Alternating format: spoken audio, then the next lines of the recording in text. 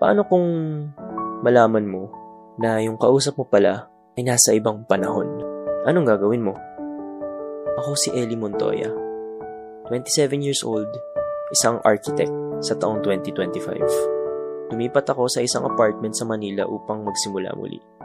Ngunit sa loob ng aking bagong tahanan, isang rotary phone ang nag-connect sa akin sa isang babae na hindi ko inaakala na bahagi pala ng aking kapalaran.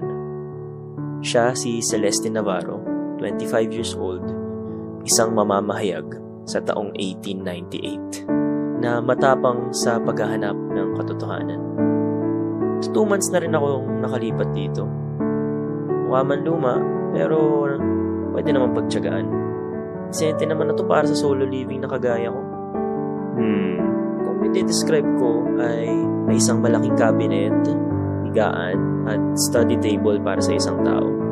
Sa gilid nito ay may isang lumang rotary phone.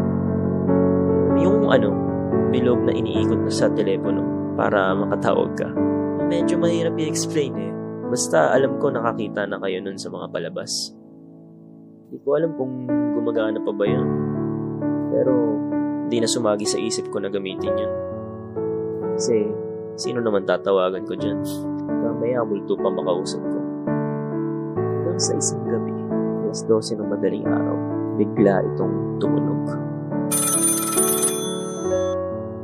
Napahawak ako sa cellphone ko sa pag-aakala na dun galing yung tunog. Pero nung chinek ko, wala namang tumatawag sa akin.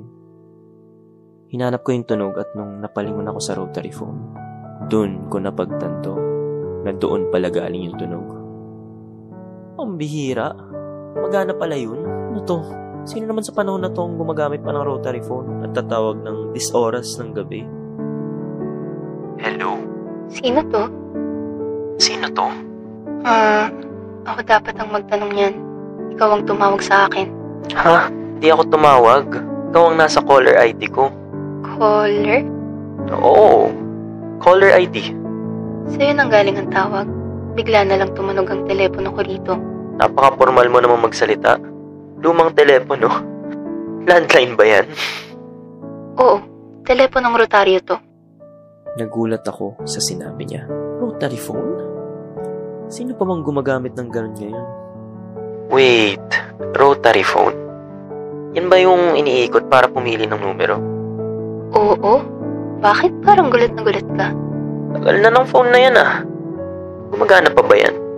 Ngayon ko lang nasubukan paganahin ito. Akala ko nga ay sira na. Pero biglang tumunog. Tapos ikaw ang nasa kabilang linya. Napatingin ako sa paligid ng apartment ko. Tahimik. Walang kahit anong kakaiba. Maliban sa tawag na to. Sumilip ako sa bintana. Buhay pa naman ako, no? Saan mo ba nakuha yung telephone na yan? Telephone?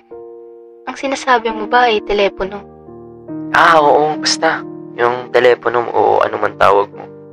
Nandito na to sa gusali na tinitirahan ko. Gusali ng Santa Lucia sa Maynila. Ano? Bakit? May problema ba? Ulitin mo nga yung address na sinabi mo. Gusali ng Santa Lucia sa Maynila. Huwag mong sabihin sa akin nasa Unit 304 ka rin. Paano mo nalaman? Ha? Paano? Ako rin nasa Unit 304, Santa Lucia Apartments dito sa Maynila. Ba, napatingin ako sa paligid. Paano kami parehong nasa Unit 304 pero hindi namin nakikita ang isa't isa? Prank ba to? Baka nagkakamali ka lang.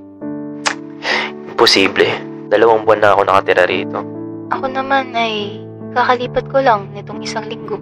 E di, baka ikaw nga yung mali. Sandaling nawala sa linya yung babae. Nagtitripan ba ako nun? Sinilip ko at tama naman ang numero ng aking silid. Weird. Dapat alam ko kung may ibang nakatira sa unit na to. Scammer ka ba? Scam? Anong lingwahe ang sinasabi mo? Ha? Lingwahe yung pinagsasabi mo. Baka naman nang paprank ka lang. Hindi ko alam ang iyong mga pinagsasabi. Napatahimik kami. Sa palagay ko, pareho naming alam na may mali. Pero di namin alam kung ano. Teka, ano muna pangalan mo? At bakit? Bakit ko naman ibibigay ang aking pangalan? At paano natin malalaman kung sinong nasa maling apartment kung hindi mo sasabihin pangalan mo? Celeste ang aking pangalan. Celeste ano? Apelyido ba? Anong apelyido mo? Navarro. Celeste Navarro.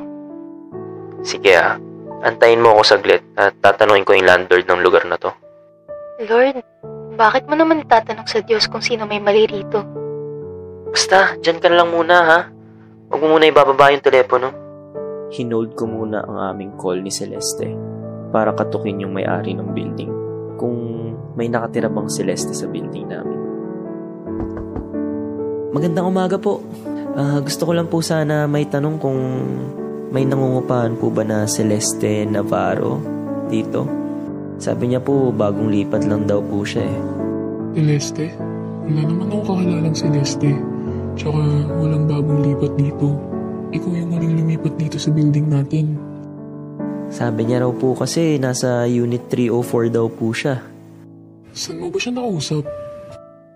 Dun sa lumang rotary phone po na nakalagay sa kwarto ko. Rotary phone? Wala akong maalalang may nakalagay na ganun dun. Pero siguro naiwan niya ng mga huling gumamit ng unit mo. Ganun po ba? Sige po. Baka nagkamali lang po siya ng tinawagan. Sige, iyo. Huwag ka magpapapasok ng mga hindi mo kilala ha. Opo. Sige po. Salamat po. Weird naman nun. Baka siguro nang loloko lang o baka walang magawa yung babaeng yun. Uy, nandiyan ka pa? Oo, nandito pa ako. Bakit? Ang sabi ng may-ari ng building, wala naman daw bagong lipat ngayong buwan. Iba ba ang aking nakausap tungkol sa paglipat ko dito? wait nga. Sure ka bang nasa Unit 304 ka? Oo nga. Nandito ako ngayon, nakaupo sa upuan. At merong malaking bintana sa kanan. Kahoy naman yung sahig. Tapos may lumang mesa malapit sa pinto. Nung sinabi niya yun sa akin, tumayo yung mga balahibo ko. At habang kinakwento ko to sa inyo hanggang ngayon, hindi pa rin ako makapaniwala sa mga sinasabi niya. Ganun din dito eh. Ha? Paano naman nangyari yun? Meron pa pala. May lumang orasan ba sa dingding mo? Yung bilog tapos kulay ginto ang kwadro. Meron. Nandito sa ibabaw ng aparador. Lalong lumakas yung kabog ng dibdib ko. Hindi ito coincidence. May nangyayari hindi namin maintindihan. Okay. Anong kulay ng pinto mo? Kulay kayo manggi. Medyo luma na rin yung pintura. Ganun din dito. Wait. May kalendaryo ka ba dyan? Meron naman. Bakit? Anong petsa dyan sa kalendaryo nyo? 27 ng Marso. I mean, taon. Anong taon kayo dyan? 1,878. Bakit? Sa inyo ba hindi 27 ng Marso? Baka nasa kabilang mundo ka. March 27 din sa akin. Oh, parehas lang naman pala eh. Oh, no. March 27, 2025. Dito sa lugar ko.